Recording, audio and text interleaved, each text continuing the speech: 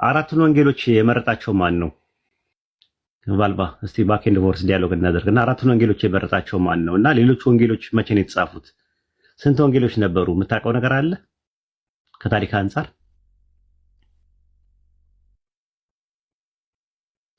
ሚዩትን አንሳና አራቱ ወንጌሎች አራቱን ወንጌሎች የመረጣቸው ማን ነው? አራቱን ወንጌሎች በታሪክ ላይ ኢራኔስ የሚባል አንድ ኢራኔስ ነው የመረጠው። ስንት ወንጌሎች ነበሩ? ስንት ወንጌሎች ነበሩ? በታሪክ ውስጥ የነበሩ ስንት ወንጌሎች ነበሩ? ብዙ ነበሩ። አልቀበላቸውም ሉቃስ በጻፈበት ሰዓት ላይ የነበሩ ወንጌሎች ስንት ናቸው? ሉቃስ ከመጻፉ በፊት የነበሩ ወንጌሎች ስንት ናቸው? ብዙ ወንጌሎች አሉ እኮ።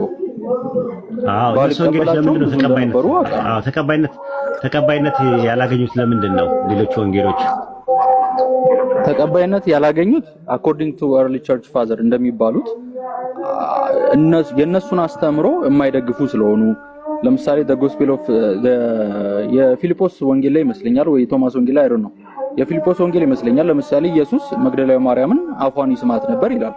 ስለዚህ early church fathers ሊቀበሉት አይችሉም።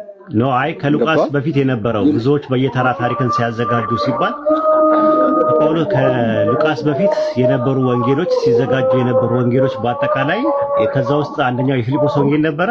አሁን አንተ መግደላዊ ማርያም ሲስማት የነበረው የሚለው ወንጌል ነበር በዛ ሰዓት?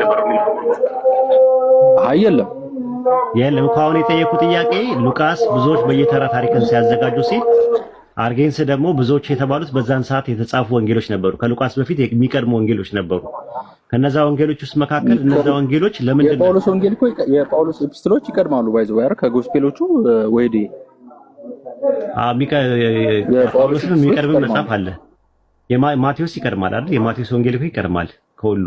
በፍጹም እኔ ያ መረዳት የለኝም። ባይዘው አይደለም። ማቴዎስ መጀመሪያ የጻፈው በምንድን ነው? ባላር ሄብሪው ነው ይባላል። በዕብራይስጥ የተጻፈ መቼ ነው? ዓመተ ምህረቱ ንገረኝ እስቲ። ዓመተ ምህረቱ መቼ ነው? ዓመተ ምህረቱን ይሄን ያክል ስፔሲፊክ ማድረግ 50 ነው አይደል? ከ45 እስከ 50 ነው መጀመሪያ የተጻፈው። መጀመሪያ በማቴዎስ የተጻፈው ስም የማቴዎስ ወንጌል በዕብራይስጥ የተጻፈው መጽሐፍ ሲጠፋ ነው አይደለ? የሚባለውም እኮ ማቴዎስ ወንጌል ሳይሆን አኮርዲንግ ቱ ዘ ጎስፔል ኦፍ ሂብሪው ነው የሚለው አይደለ? ማቴዎስ አይልም። አኮርዲንግ ቱ ዘ ጎስፔል ኦፍ ሂብሪው ይላል። ማቴዎስ የጻፈው ይላል። የዕብራውያኑ እንደዛ ይላል። ኦኬ ከቸርች ባዘር ሳው እኔ ዲቤት አይደለም ወይ እንድታውቅልኝ የሚፈልገው ነገር ለዲቤት አይደለም ለመማር ነው። አይደለም እኔ በነዘረ መንፈስ አይደለም እያወራ ያለሁት። በነዘረ መንፈስ አይደለም ማወራ። ያው ያለውን ነገር መረጃ አዳማጭነታችም ስላለ መረጃዎችን መስጠት ካለብን መስጠት አለብን ከሚለው አንፃር ነው። ዝም ብሎ የጨበጣ እንዳይሆን ከኪስ እያወጣ እያወራን እንዳይመስል። ለማንኛውም ማቴዎስ ከ45 እስከ 50 በሚገመት ጊዜ ውስጥ የጻፈው የዕብራይስጥ ለዕብራውያን ሰዎች የጻፈው በዕብራይስጥ ጻፈው ነበረ። በኋላ ላይ ግን በማርቆስን ወንጌል 3 አድርጎ በ80 አካባቢ ላይ በዳቦ ስም በማቴዎስ ስሙ የማይታወቅ ሰው አዘጋጅቷል ራሱ ማለት ነው። ኢየሱስ ለደቀ መዛሙርቱ ሂዱና አሕዛብን ሁሉ በስሜ ደቀ መዛሙርት አድርጓቸው የሚል ነበር አይደል? መጀመሪያ በማቴዎስ ላይ የነበረው በዕብራይስጥ ላይ የነበረው ባላር ያ ሚዩት ስላደረኩኝ ነው። ልክ ነህ። ሂዱና አሕዛብን ሁሉ በስሜ ደቀ መዛሙርታቸው አድርጓቸው ነው የሚለው አይደለ? ግሪክ ወይኒ ላይ ምን ብለው ቀየረው? በአብ በወልድ በመንፈስ ቅዱስ። ልክ እንደዛ ማለት ነው። አሁን እንደዛ ብለህ ልክ አሁን ሉቃስ ሲጽፍ ለቴዎፍሎስ ለሚባል ጓደኛው ሲጽፍለት ብዙዎች በየተራ ታሪክን ሲያዘጋጁ ነበር ብሎ ሲናገር ብዙዎች ካዘጋጁት መካከል ብሎ አርጌንት ያስቀመጠው የጴጥሮስ ወንጌልን የቶማስ ወንጌልን እና የማቲያስ ወንጌልን ነው አይደለ? የጴጥሮስ ወንጌል የማቲያስ ወንጌል እና የቶማስ ወንጌል። እነዚህ ወንጌሎች ለምንድን ነው ካኖናይዝ ሊሆኑ የቻሉት? ያልተካተቱት ለምንድን ነው? ኢራኔስ ያላካተታቸው ለምንድን ነው? ለምሳሌ ለመሰለ ቀደም እንደነገርኩ ለምሳሌ the gospel of ፒተር የጴጥሮስ ወንጌል የሚያቆመው የት ነው? ሪዘሬክሽኑን አይጠቅስም። በቃ መቃብሩ ባዶ ነው። ከዛ በኋላ ጴጥሮስና ሁለቱ ደቀ መዛሙርቶች ወደ ገሊላ ባህር ሄዱ ይላል። ወንደርፉል ሪዘሬክሽን የለም። ኦኬ ጥሩ ሪዘሬክሽን የለም። ነው። አይ የመጀመሪያ የነበረው አሁን አንተ እንደዚህ ግብጽ ውስጥ የተገኘው ምናምን ነው የምትለው፣ ግን ዋናው ነገር እነዚህ ወንጌሎች ስለ ስቅለት አያወሩም። ራሱ አንደኛው እንደውም የማቲያስ የሚባል አለ ታውቃለህ? ማቴዎስ ሳይሆን ማቲያስ፣ የማቲያስ ወንጌል የሚባለው ላይ ኢየሱስን ሊሰቅሉት መጥተው ኢየሱስ አድርጎ ሰማይ ላይ ሆኖ ይስቅባቸው ነበረ። ታውቃለህ? ይሄንን ሲስቅባቸው ነበረ እና ስምዖን የሚባለውን የቀርናዊ ስምዖንን ነው የሰቀሉት እሱ መስሏቸው ይላል። ገብቶሃል? እንደዚህ አይነት ነገሮች ምክንያት ኢየሱስ አልተሰቀለም የሚል ኮንሴፕት ስለነበረው ከዛ አንጻር ነው ወንጌላቱን ካኖናይዝድ ላይ ይደረግ የተቻለው ማለት ነው። እና ለመጀመሪያ ጊዜ በጉባኤ ደረጃ ደግሞ 4 ወንጌሎች የጸደቁት በየትኛው ጉባኤ ነው? አሁን በግለሰብ ደረጃ ነው ኢራኒስ የምትለው፣ በጉባኤ ደረጃ መቼ ነው ጉባኤ ላይ ያጸደቁት? 4 ወንጌሎች የጸደቁት መቼ ነው በጉባኤ ደረጃ? በ363 ኦልሬዲ ግን ሎዶቅያ ጉባኤ ነው። ስማቸውን የሰጣቸው ኢራኒስ እንደሆነ ቀኖና መቼ ነው መቀነን የተጀመረው? ለመጀመሪያ ጊዜ በጉባኤ ደረጃ በሎካል ኢንተርናሽናል ተቀንኖ ያለው በሎካል ደረጃ በ363 በሎዶቅያ ጉባኤ ነው አይደለ? ለመጀመሪያ ጊዜ 4 ወንጌሎች የጸደቁት። ኦኬ አዎ 363 ላይ የሎዶቅያ ጉባኤ ብለህ ብትል ለመጀመሪያ ጊዜ የተካሄደው እሱ ነው። ከዛ ሁለተኛው ጉባኤ ደግሞ የሮም ጉባኤ የሚባለው በ382 እንትን ያለው አለ። ከዛ በ393 የሂፖ አለ። ከዛ በ397 ደግሞ የካርቴጅ ጉባኤ አለ። 4 ናቸው የተካሄዱት። በሎካል ደረጃ ነው ግን ቀኖና የተቀነኑት 4 ጉባኤዎች አሉ። ኤኒዌይ ለማንኛውም ነገር ወንጌሎቹ አልተሰቀለም የሚሉ ወንጌሎች ነበሩ። አልተሰቀለም ብሎ የሚያምኑ ሰዎች ነበሩ። ኖስቲሶች ብቻ አይደሉም። ኖስቲሶች እንደው ውስጥ የነበሩት እንደውም እነ ሲሞናውያን ምናምን የሚባሉት ነገር እንደውም ከመጀመሪያውኑ ስጋው እንትን ነው ብሎ ነው የሚያምኑት አይደል? ከማርያም አይደለም ብለው ነው የሚያምኑት አይደለ? ፋንተም ነው ብለው ነው ቦዲው የሚያምኑት። ያልተሰቀለበትና ያልሞተበት ምክንያት ከማርያም ምንም የወሰደው ነገር የለም ብለው ነው የሚያምኑት። እንደ ሐዋርያ ቤተክርስቲያን ማለት ነው። ሐዋርያ ቤተክርስቲያን ልዩነቱ ተሰቅለዋል ብለው ያምናሉ። ስጋውም ከማርያም ነው ብለው አያምኑ። ቃል ስጋ ነው የሆነው ብለው ነው የሚያምኑት። ልክ እንደዛው ስጋው ፋንተም ነው ብለው ነው የሚያምኑት። ኢሉዥን ነው ብለው ነው የሚያምኑት እንጂ ቃል በቃል የኛን አይነት ስጋ ስላልያዘ ነው ያልተሰቀለው የሚለው ትምህርት ያላቸው ኖስቲሶች እና ልዩነት አለው። ከዛ ሊወሰድ አይችልም። ኦኬ እሺ ይሄ ነው ያለው። ጥሩ መልካም። ግን ስለዚህ የቀደመው ወንጌል ማን ነበር ያልከኝ አንተ? አሁን ለምሳሌ ከአራቱ ወንጌሎች እኔ ለምሳሌ የማውቀው እንዳልከው በዕብራውያን የተጻፈው ማቴዎስ ነው ብለኛል። ግን እኔ እንደ እንትኖች ናቸው ከማጥናት አንፃር ማርቆስ ነው። ኢየሱስ አንድ ወንጌል ነው የተቀበለው አይደል? ኢየሱስ የተቀበለው ወንጌል አለ አይደለ? ኢየሱስ የተቀበለው ወንጌል አለ አይደል? ከአምላኩ የተቀበለው ወንጌል አለ። እሱ ከተቀበለው በኋላ ሐዋርያቶቹ ተቀበሉት አይደል? ያንን ወንጌል በቃል በኦራል ፎርም ደረጃ በኦራል ፎርም የተቀበሉትን ለደቀ መዛሙርቶቻቸው ሲነግሯቸው ደቀ መዛሙርቶቻቸው በምን ቋንቋ ነው ያዘጋጁት?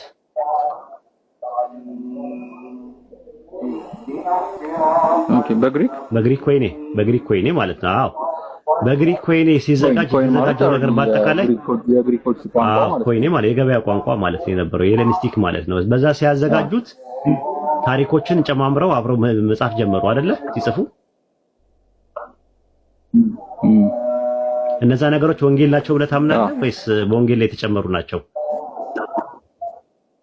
እኔ ሲጀመር ከመጀመሪያውም እምነት የለኝም እኮ አላምናቸውም እኮ ሂስቶሪካሊ እናውራ በማለት አንፃር ነው እንጂ እቀበላቸዋለሁ እያልኩ አይደለም። እሺ ስለዚህ ቁርአን እውቅና የሚሰጠው እኮ ታዲያ እኮ መጀመሪያ የነበረውን ለኢሳ የተሰጠውን ነው እውቅና የሚሰጠው እንጂ የማቴዎስ፣ የማርቆስ፣ የሉቃስ፣ የጴጥሮስ ብሎ እውቅና አልሰጠም። እሺ ሲጀመር ጎስፔሉን እቀበላለሁ እያልኩ አይደለም። ምክንያቱም ጎስፔሉን ካልተቀበልኩኝ ለኔ ለምሳሌ ክርስቶስ አልተሰቀለም ተረታኝ ከሆነ ነው ክርስቶስ አልተሰቀለም ብለህ ታምናለህ ማለት አለመቀበል የሚያስቅ ነገር አይደለም ብዬ ነው። ኢየሱስ አልተሰቀለም ብለህ ነው የምታምነው? እኔ የጠየቅኩ ኢየሱስ አልተሰቀለም ኖ አልተሰቀለም ኦልሬዲ ቢሰቀልም ለሰው ልጅ ኃጢአት ስርየት ለማድረግ ሳይሆን አኮርዲንግ ቱ ሮማን ሎ ነው ለኔ የተሰቀለ ብዬ የማስበው እኮ። ከሞት አልተነሳም ተረታኝ ተነሳል እንትኑን እንደማወቅ አልተነሳም እኮ ሞቶ ቀረ። የኔ እምነት እንደዛ ነው። አልተነሳም። ስለዚህ አልተነሳም። የሆነ እንደ አንድ ነብይ ነበረ፣ አንድ መሲ ነበረ። በአንድ ወቅት ገደሉት፣ ሰቀሉት። በቃ አይሁዳኖች እንደሚሉት እንትኑ ተቀብሯል፣ ሰገራ ውስጥ ተቀብሯል። ፕሮፌትና ነብይ ይለያያል። ባይዘው እሺ ነብይ ምንድነው? ፕሮፌት ምንድነው? ኖ አይ ሚን ፕሮፌትና መሲህ ይለያያል ነው። መሲህ ይለያያል። እሺ ፕሮፌት ነብይ ነው። መሲህ ማለት ሜሲያኒክ አኖይትድ የተቀባ ነው። በእርግጥ አኮርዲንግ ቱ ዘ ኦልድ ቴስታመንት ፕሮፌቶችም ነቢያቶችም ነገስታቶችም ይቀባሉ። ግን ኢየሱስ መሲህ አይደለም ለኔ ማለት ነው። መሲህ ማን ነው ታዲያ? መሲህ የነበረው ማን ነው? መሲህ ይመጣል የሚባለው መሲህ የተባለው ማን ነው? አልመጣም እኮ የመጣው ማን ነው? ይሄ የመጣው የዛሬ 2000 ዓመት የነበረው ማን ነው? መሲህ አልመጣም እኮ እያልኩ ነው። ወይዲ መሲህ አልመጣም። ታዲያ አይሁዳዊ ነህ እንጂ እኮ በኢየሱስ አታምንም አይደለ? አላምንም። አዎ እኮ አይሁዳዊ ነህ። ኢቦናይቶችም እኮ መሲህ ነው አይደለም? ኢቦናይቶች ማስረጃ ሰጣለሁ ከታሪክ መሲህ ነው ይላሉ። ነው ይላሉ። ጥንት የነበሩት ይላሉ። አዎ ፕሮፌት ናቸው። ሜቢ ሁለት ሴክቶች ሊኖሩ ይችላሉ። አይ ይላሉ እንዳለ አንደኞቹ ቨርጅን በርዝን አይቀበሉም። ኢቦናውያን መሰረታቸው ማን ነው? ኤቦን ነው አይደለ? ኤቦኒዮን ናቸው አይደል? ኤቦን የሚባል ሰዎች ሲጽፉ የኢቦናይቶች ሃይማኖት የተጀመረው ኢቦን በሚባል ሰው ነው ይላሉ። ነገር ግን ኢቦኒ ማለት በዕብራይስጥ ቋንቋ ምንድን ማለት ነው? ወይዲ ደሃ ማለት ሰውየው ደሃ የሚባል ሰው ነው እንዴ ክሬት ያደረገው ኢቦናይቶች? ኖ ደሃዎች የተባሉት ገላትያ 2 ላይ አሉ እኮ ደሃዎች ናቸው። ድሆችን እንድናስብ አንተን አሉ ለሚለው ኢቦናይቶችን እንድናስብ ነው። ኢቦናይቶችን እንድናስብ 12 ሐዋርያት አዘዙን አለ። 12 ሐዋርያቶች ሲከተሉ የነበሩት ኢቦናውያን ናቸው። አዎ ስለዚህ አሁን ኢቦናውያኖች መሲህ ነው ብለው ያምኑ ነበር በታሪክ ላይ። አይ ምንጩ ያለው ክርስቲያኖች ጋር ስለሆነ ነው። የክርስቲያኖች ምንጭ ስለማትቀበል ነው ብለው ነው የሚቀበሉት። ነብይ ነው ብለው ይቀበላሉ። ታዲያ ወደፊት የሚመጣው መሲህ ማን ነው የምትጠብቀው አንተ ከኢየሱስ ውጪ? እንዴት ማለት የሚመጣ መሲህ አለ ወደፊት? መሲህ የምትጠብቀው መሲህ ማለት አይሁዶች የሚጠብቁት መሲህ አለ ወደፊት እንደዛው የሚጠብቁት አለ። የምትጠብቀው አለ አምናለሁ። ነገር ግን ኢሳይያስ 53 ላይ የተጠቀሰው the suffering servant ነው ብዬ አላምንም። ያ the nation of Israel ነው የተሰጠው። ኢሳይያስ of Israel ነው። እኛም እንደዛ ነው የምንለው። አሪፍ እኮ ነው። አሪፍ ነው። ይሄ የአይሁዶች እንትን አሪፍ ነው እኮ።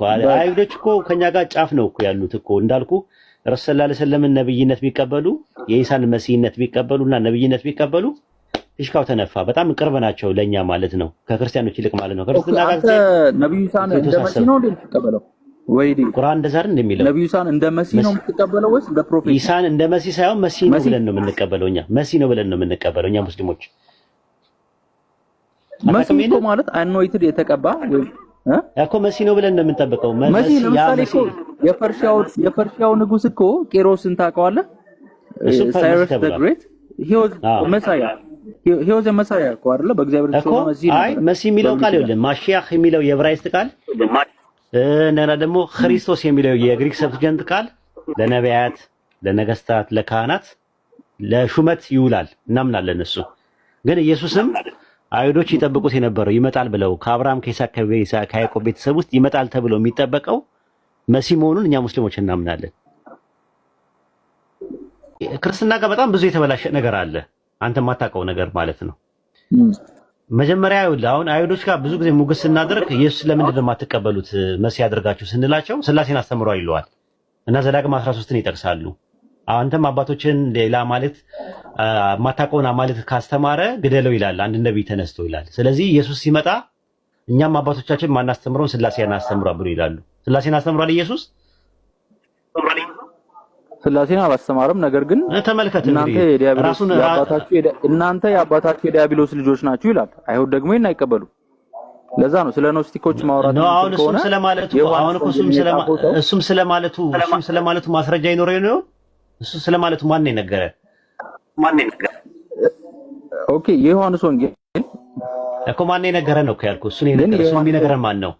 እናንተ ከአባታችሁ ከዲያብሎስ ናችሁ ብሎ ዮሐንስ ወንጌል 8:44 ላይ የተናገረው ማን ነው? የነገረን ማን ነው? ኢየሱስ እንደተናገረ የነገረን ማን ነው? ለምሳሌ ዮሐንስ እኔ ለምሳሌ ዮሐንስ የምቀበለው ቆይ እያልኩ እኮ አይደለም እኮ አልተግባባንም መሰለኝ። አዎ ለምሳሌ እኛው ምንድነው መሰለ እነዚህ አራቱን ወንጌሎች አንቀበላቸው የምንልበት ምክንያት ያ ነው። ማንቀበልበት ምክንያት ማለት ነው። ይሄ አሁን ማን እንደጻፋቸው ማን እንደተናገራቸው አይታወቁም ራሱ። ስለዚህ አሁን ኢየሱስ ይናገር አይናገር ብዙ የተበረበሩ ነገሮች አሉ። እንደዛ ነው ማመሰው። ስለዚህ አይሁዳኖችን እናንተ ከአባታችሁ ከዲያብሎስ ናችሁ ብሎ ሰድቧቸዋል የሚለው ነገር እውነት ላይሆን ይችላል። ኦኬ አዎ ላይሆን ይችላል ነው የምልህ። እሱን ነው የምልህ። ብዙ የተጨረበሩ ነገሮች አሉ። ለምሳሌ ማርቆስ 16 ላይ፣ ዮሐንስ ወንጌል ምዕራፍ 8 ላይ ብዙ ኢየሱስ ሳይናገራቸው እንደተናገራቸው ተደርጎ የተጨመሩ ነገሮች አሉ። ስለዚህ ተናጋሪዎችም ጸሐፊዎቹም እነማን እንደሆነ አይታወቅም ራሱ ማለት ነው። ፈረስ ሴንቸሪ ላይ ያለ ፕራይመሪ ሪሶርስ ራሱ የለም። ስለዚህ ኢየሱስን ነብይ ነው ብለህ ትቀበላለህ? yes as a prophet እቀበላለሁ። ኖርማሊ ኢየሱስ መሲህ ነኝ ብሎ ክሌም አላደረገም ብለህ ታምናለህ ወይስ ክሌም አድርጓል ብለህ ነው የምታምነው? ማለት ኢየሱስ ራሱ መሲህ ነኝ ብሎ ነው አይደለም። ኢየሱስ ሲመጣ መሲህ ነኝ የሚለውን ነገር ክሌም አድርጓል ወይስ አላደረገም? እንደ መጽሐፉ ከሆነ አንተ እንዳልካቸው አራቱ ጎስፔሎች ጸሐፊያቸው የማይታወቁ ጎስፔሎች ከሆነ ራሱን ክሌም አድርጓል። ከመጽሐፍቱ ውጪ ግን ክሌም አላደረገም። እኮ አለማድረጉ ነው የምናውቀው። አለማድረጉን ኢየሱስ ሲመጣ መሲህ ነኝ የሚለውን ክሌም ሳያደርግ ነብይ ነኝ የሚለውን ክሌም አድርጓል ብለህ የምትልበት የትኛው መጽሐፍ ነው ከአራት ወንጌል ውጪ ላንተ? ኦኬ አረ ነው እስኪ ንገረኝ። ምናልባት እኮ ስነ እኮ የምልህ እኮ የሆነ ስታንዳርድ ያስፈልጋል። አሁን እኛው በእኛ በኢስላም አስተምሮት ኢየሱስ ነብይ ነኝ ብሎ ክሌም አድርጓል። መሲህ ነው፣ መሲህ እንደሆነ አላህ ነግሮናል ማለት ነው። መሲህ እንደሆነ ነግሮናል። ሱረቱ አሊ ኢምራን ምዕራፍ 3 ቁጥር 45 ላይ ታገኘዋለህ። ብዙ ቦታ አለ። ሱረቱ ኒሳ ምዕራፍ 4 ቁጥር 171 ብዙ ጥቅሶችን መጥቀስ ይቻላል። ራሱ ወደ 11 ቦታዎች ላይ አላህ ኢሳ መሲህ እንደነበረ ይነግረናል። ራሱ መሲህ እንደሆነ አልመሲህ እያለ ይናገራል። እንትን እንደሆነ ነብይ እንደሆነ ባሪያ እንደሆነ ምናምን ይነግረናል። አሁን እኛ ምንጭ አለ። አሁን አንተ አራቱን ወንጌል ማትቀበል ከሆነ ኢየሱስ መሲህ አላለም ግን ነብይ ነኝ ያለው ነብይ ብቻ ነው ያለው የሚለውን ከየት አመጣኸው? ምንጩን ራሱ ከየት እናገኝ ይሆን አንተ የምትለው?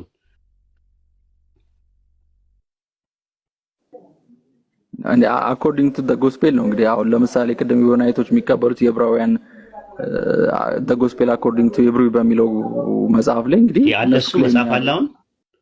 አሁን መጽሐፉ አለ፣ ፍራግመንቱ አለ፣ ፍራግመንቶቹ አሉ መጽሐፉ አሉ።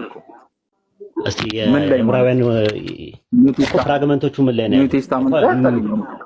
ኒው ቴስታመንት ላይ አላልኩም። አርኪኦሎጂካል ማስረጃ እስቲ ስጠኝ፣ ወይም ፊዚዮሎጂካል ማስረጃዎች አሉ። ፍራግመንት ምን ዛሬ እንደ ፔንቴና እንደ ኦርቶዶክስ አድርገህ እየሞገትከኝ ነው። የነሱ ነገር እኔ ለማወቅ ነው። አዲስ ነገር ስለሆነ ለማወቅ ነው። እንዴ አዲስ ነገር ሲሆን እኮ ማወቅ ነው። አፉ በለኝ ነው ለማወቅ አይደለም። ኤኒዌይስ እሺ፣ አይ የምታስተምረኝ ነገር ከመጀመሪያው የጠየቁት ጥያቄዎች ናቸው። ኖ አይ አዲስ ስለሆነ ነው እኮ ነው። አዲስ ነገር ሲመጣ ጠያቂ ነው የምትሆነው። እንደዛ ነው። እኔ አሁን ጠያቂ ነኝ ራሱ።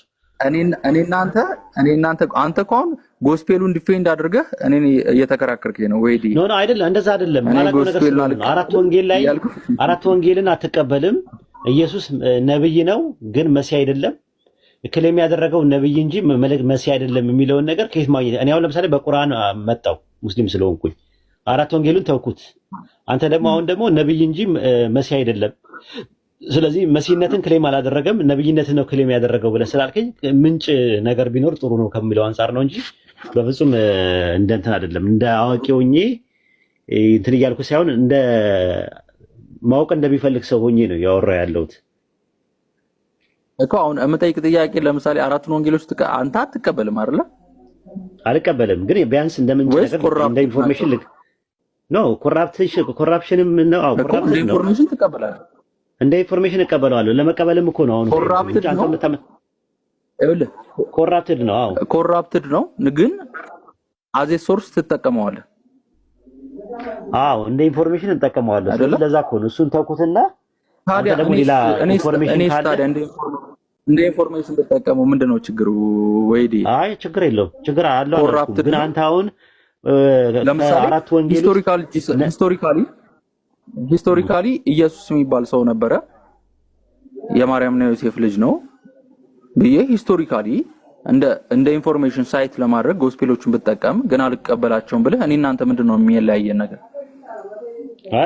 አንተም ኮራፕት ነው፣ ኮራፕት ነው። አይ እንትኑ አይደለም እሱን ሳይሆን የፈለኩት እኔ አንተ መሲ ነው የሚለውን ክሌም አድርጓል እንደ አራት ወንጌል ከሆነ እንደ ኢንፎርሜሽን ከሆነ አንተ ደግሞ መሲ የሚለውን ክሌም አላደረገም። ነብይ የሚለውን ነገር ክሌም ስላደረገ ነብይ ነው ብዬ እቀበላለሁ። ግን ሌላ ደግሞ መሲ የሚባል ነገር ወደፊት ይመጣል ብዬ አምናለሁ አልክ።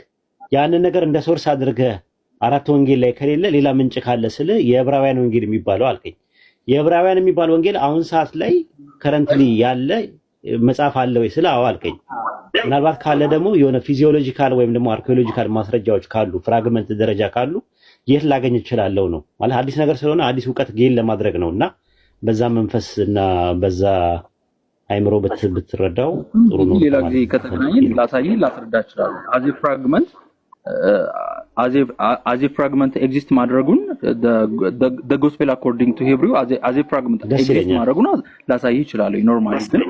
ኖርማሊ ደስ ይለኛል። መጠይቅ ጥያቄ ምን እንደሆነ ታውቃለህ?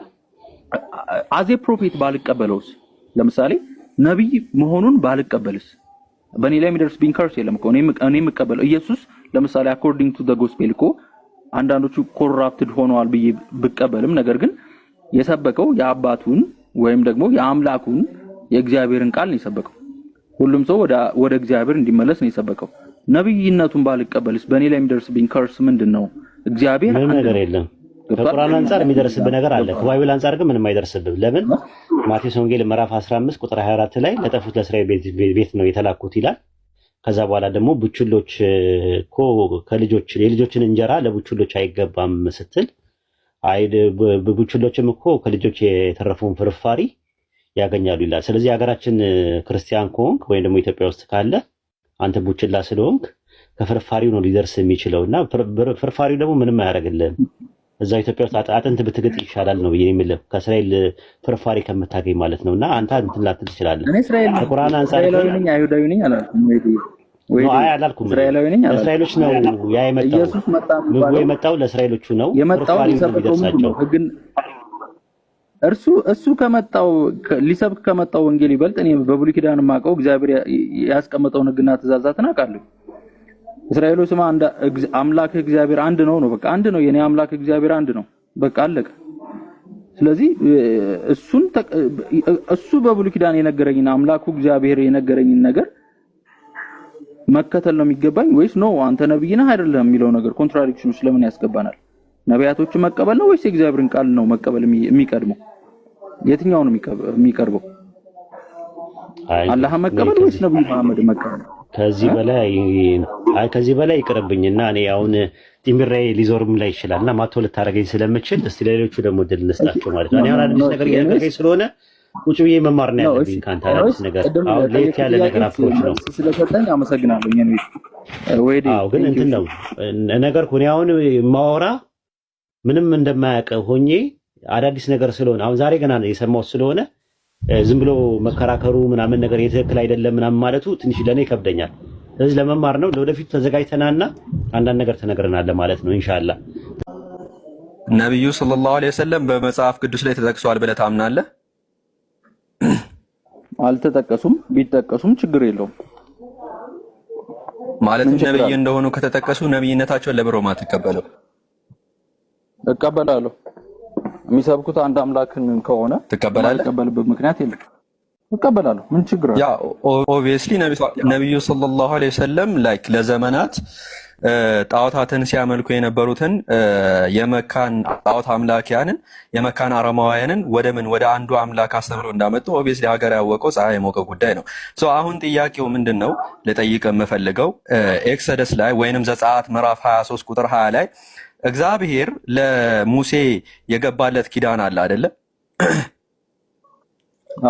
ወደ አዘጋጀሁትም ስፍራ መልሳቸዋለሁ በማለት ከዛም በኋላ ድንበርህን ደግሞ ወረድ ብሎ ከኤርትራ ምድር እስከ ፍልስጤም ባህር ድረስ አሰፋዋለሁ ከኤፍራተስ ወንዝ እስከ ሜዲትራኒያን ሲ ድረስ እንደሚሰጠው እግዚአብሔር ቃል ገብቷል። እና ይህ ትንቢት በሙሴ ተፈጽሟል? አልተፈጸመም። ስለዚህ it makes sense ይሄ በሙሴ ያልተፈጸመው ትንቢት እንደ ሙሴ ባለ ነብይ እንደሚፈጸም አይደለም?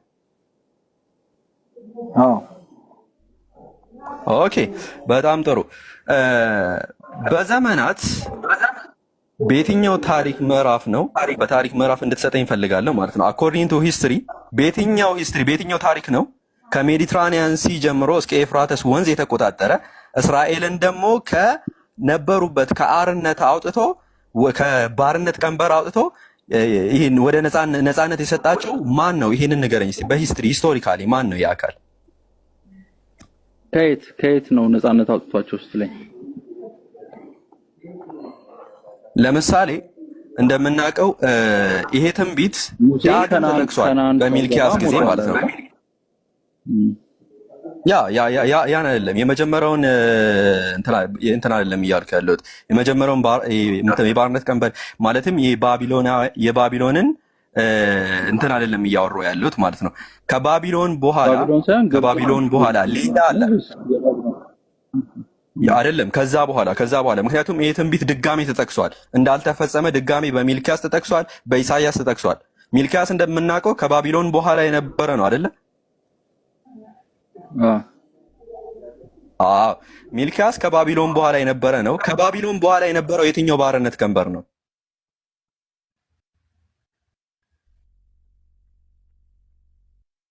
በኋላ እስራኤላውያን ከባቢሎን ውጭ የተገዙበት ጊዜ የለም እኮ። የትኛው ነው? አይ እየጠየቅኩ እኮ ነው። ከባቢሎን ባርነት በኋላ እስራኤላውያኖች ወደ ሌላ ባርነት አልገቡም? ኦብቪየስሊ ያንን ነው እያልኩ ያለሁት። ያ የገቡበት ባርነት የትኛው ነው እያልኩ ያለሁት። ለረጅም ጊዜ የቆየው ባርነት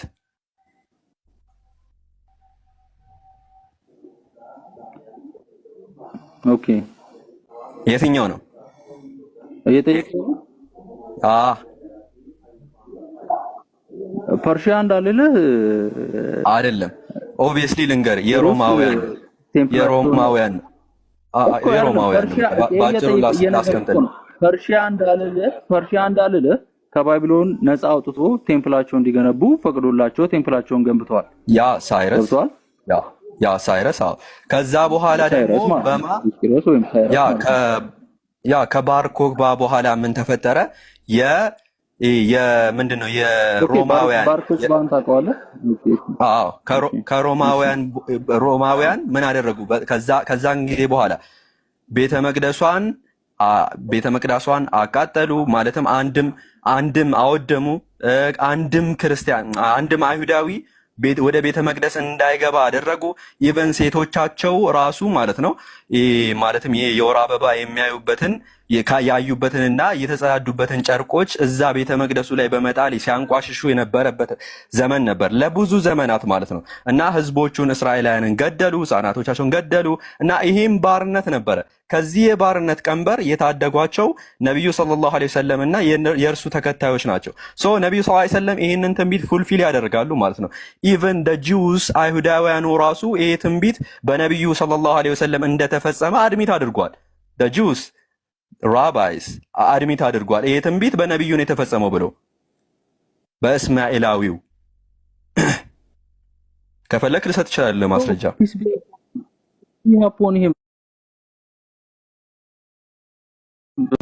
እንደዛ ከሆነ የዚህን አካል ለምንድን ነው የዚህን ግለሰብ የዚህን አካል ነብይነት ለብሮ ማትቀበለው?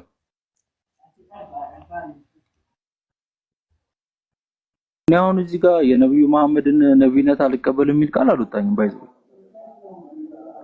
ነብይነታቸውን ትቀበላለህ? አልወጣም እኮ ትቀበላለህ ወይ? ካልወጣ ማለት እቀበላለሁ እያልኩ እኮ ነው። ኦኬ፣ ነብይነታቸውን ከተቀበልክ ደግሞ እርሳቸው ምን ብሎ አስተምረዋል? መሲሁ ነብይነታቸውን እቀበላለሁ ካልክ እነርሱን ነብይነታቸውን ከተቀበልክ የእነርሱን አስተምሮ መቀበል አለብህ። የእነርሱን አስተምሮ የምትቀበል ከሆነ ቁርአንን መቀበል አለብህ። ቁርአንን የምትቀበል ከሆነ በቁርአን መመራት አለብህ። አንድን አምላክ ማምለክ አለብህ። ሁሉንም ነቢያት ማመን አለብህ። ይሄንን ሁሉ ታምናለህ ወይ? ሸሃዳ መያዝ አለብህ። ስለዚህ ነብዩ መሐመድ ከነብዩ ሙሴ የተለየ አስተምሮ ያስተማሩትን ነገር ንገረኝ እስኪ። የሚሰማ ከሆነ ይቅር። ኦኬ what is the symmetry breaker? what is the symmetry breaker? አስተማሩ አላስተማሩ ልዩነታቸው ከአንድ አምላክ አሁን እያወራን ያለ ነው ስለ ነብይነታቸው ነው። በቃ ነብዩ መሐመድም ሙሴም ያው ባላር አሁን ልዩነት አለ። አሁን ምን አደረግን? ቆይ አንዴ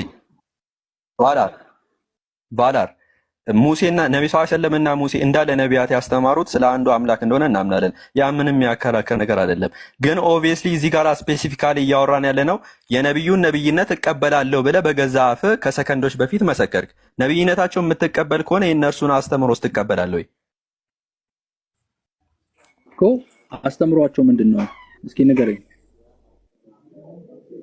ያ አስተምሯቸው የአንዱ አምላክ አላህን ማምለክ በነቢያት ከእርሳቸው በፊት የነበሩት በኢየሱስ ነብይነት፣ በሙሴ ነብይነት፣ በሌሎችም ነቢያት ማመን ከዛ በኋላ ደግሞ ይህንን አምላክ ደግሞ አንዱን አምላክ ማምለክ እንዳለብን ነብዩ ሰለላሁ ዐለይሂ ወሰለም አስተምረዋል። ጥሩ ደስ ይላል። ያ ኦኬ። ይህንን አስተምሮስ ትቀበለዋል? ስለዚህ የላካቸው እግዚአብሔር ወይም አላህ የላካቸው ነቢያቶች ያስተማሩት የማንን ትምህርት ነው? የማንን ትእዛዝ ነው? የፈጣሪን የተላኩትን ነው ወይስ የላካቸውን መቀበል የሚገባኝ? ያ የተላኩትን ስትቀበል ነው የላካቸው የምትቀበለው።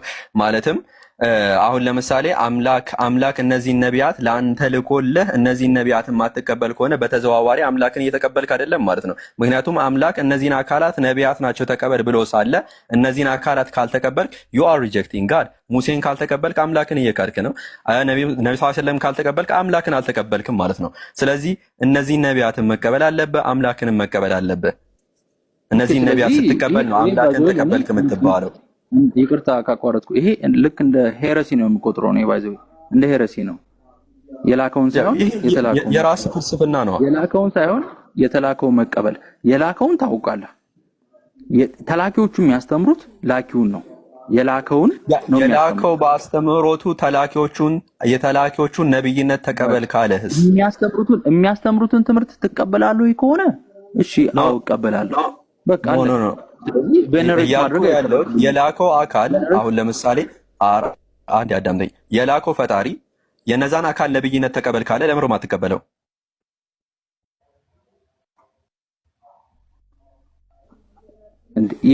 የላኪያቸው ነብይነታቸውን ተቀበል ነው ወይስ የላኩትን ትእዛዝ አዳምጥ ነው የሚለው? ነብይነታቸውን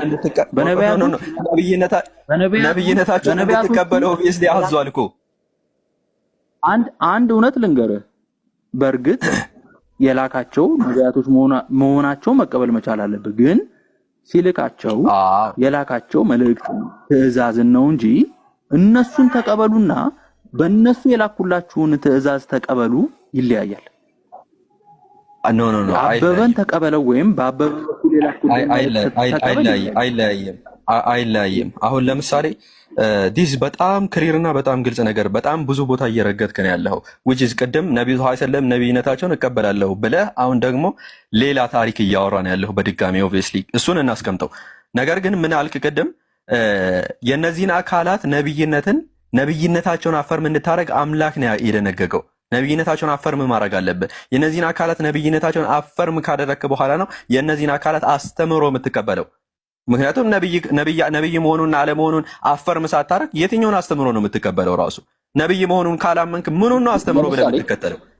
ቆይ ነብዩ ሳነስ ነብዩ መሐመድንም እንደ ፕሮፌት ተቀበልኳቸው። በቃ ተቀብያለሁ። ዛሬ አሁን ለምሳሌ ነብዩ መሐመድ ሜሴንጀር ናቸው። ኦኬ ሜሴንጀር ናቸው። በቃ አዎ እሺ ተቀበል ያልከው ምንም የምትፈጥረው ነገር he is the messenger of Allah። እስኪ የምትፈጥረው ነገር የፈጣሪ መልእክተኛ ፈጣሪ የነገረውን ነው አይደለም የሚያስተላልፈው? እውነት ነው።